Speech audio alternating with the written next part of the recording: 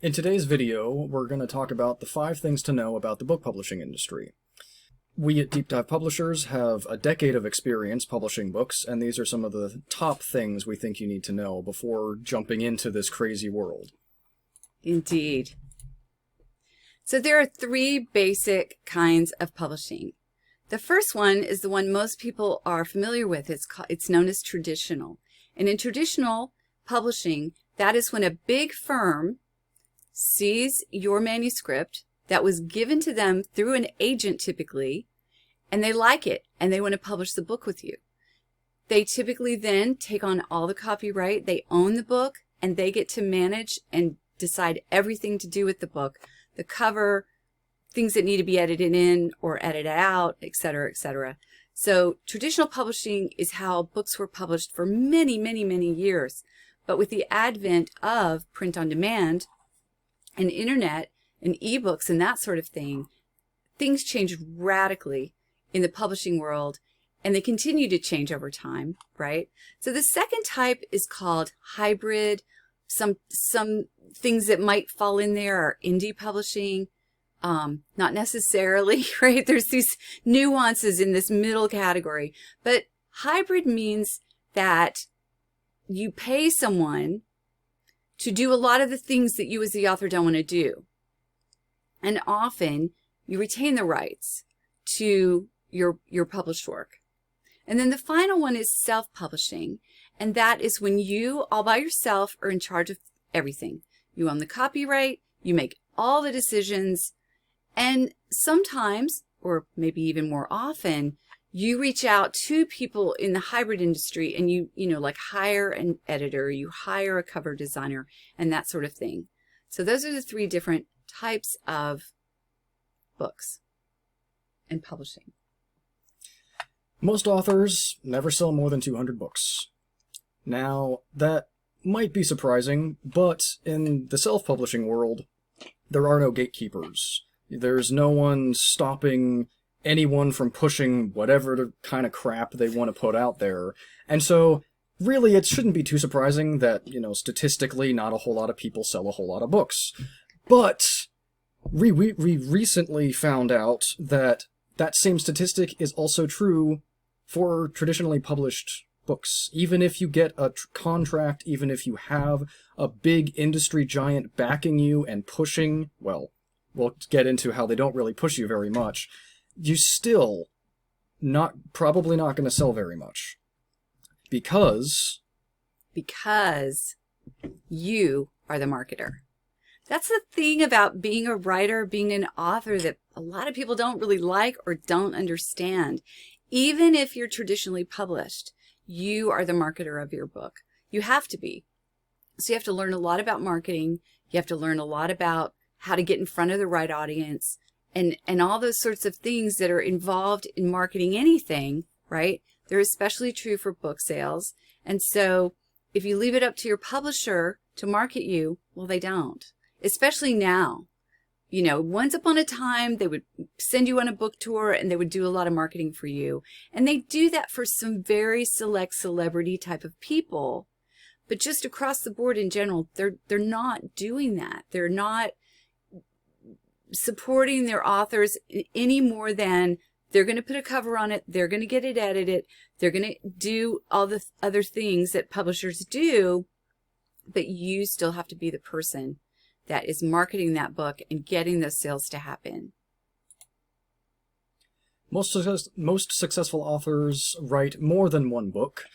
In fact, it's usually the 10th book that gets you success. It's also something that people don't like to hear, but it's very true. Your first few books are probably not going to be very good unless you have spent a lot of time in the back end just practicing and practicing and practicing. And even if some of your early work is at all decent, it's still going to take a while to build up the momentum.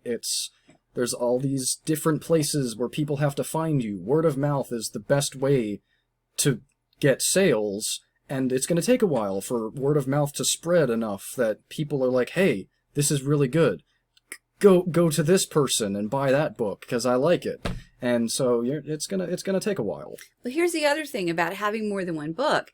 If somebody finds one of them, any of them, and decides that they like it, they then go hunting for other things you've written.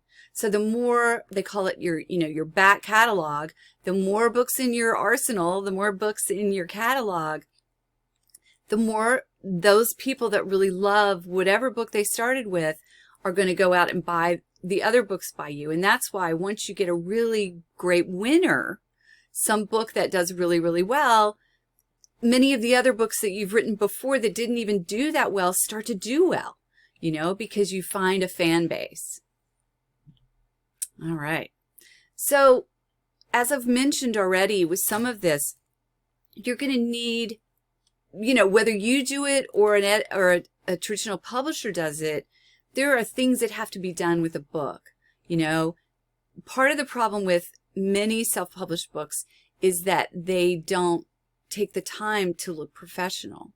And as soon as they put up something that they created the cover, they didn't even spell check, they put up some piece of garbage, even if the story is nice, they will get just annihilated in the comments because people are kind of offended if they're reading a book and there's just so many typos and so many errors that they can't follow along or it's distracting for them. They'll start to put that in the comments and they'll rate the book poorly, even if it's a great story or even if it's a great how-to book, if it's nonfiction.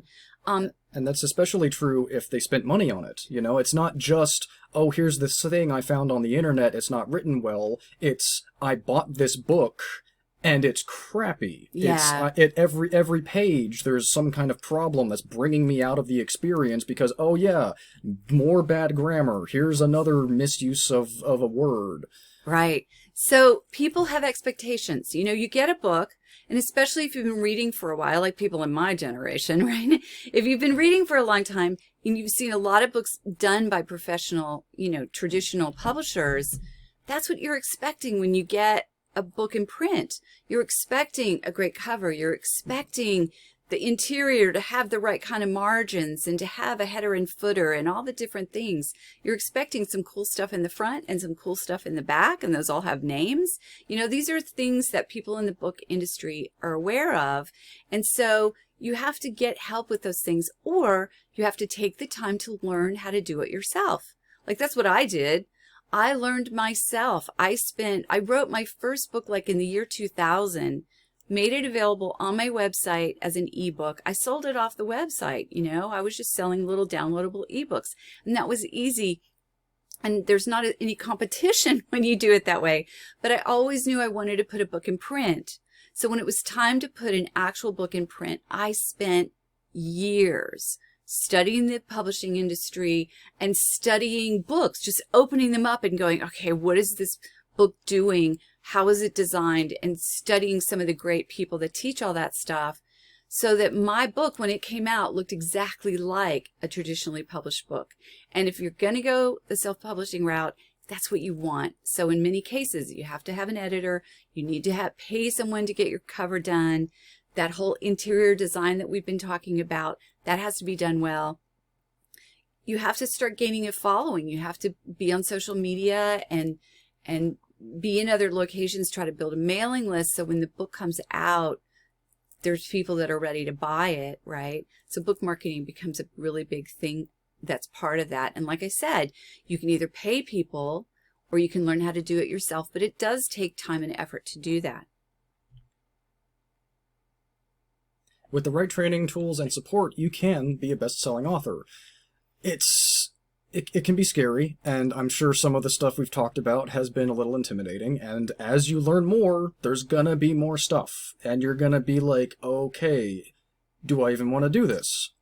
That's up to you. Do you actually want to put in the effort or the money to get this done properly? Do you care enough about your project to get it out there in a presentable way so that readers will actually want to read what you're writing? But the answer for us is absolutely. Yeah. You want to do it, and you want to learn from people that have done it and know what they're doing and like with all the things that I've done personally with my books, I've got 4 on the bestseller list, and I've helped many other people become best-selling authors. We know all this information, right? And what we're doing with this channel is we are teaching you about the tools that we use, telling you about, training programs and ways that you can learn how to do it yourself, because that's a very empowering way to do it. And then once you've done one and it does really well, you can do another one, and you're in control of all of it. So that's what we're about. In the next video, we're going to talk about the good, the bad, and the expensive in the publishing industry, and go into more specifics about the differences between the 3 major types of publishing and, what you might want to choose for your path as an author. So if they want to learn more, what do they do?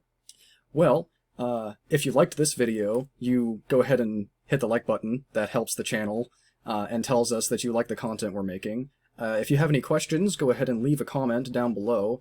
We'll read it and answer it as soon as we can. And if you want to see the next video, the best thing for you to do would be to hit the subscribe button as well as the bell icon so that you'll get notified when that next video comes out. All right. Until next time.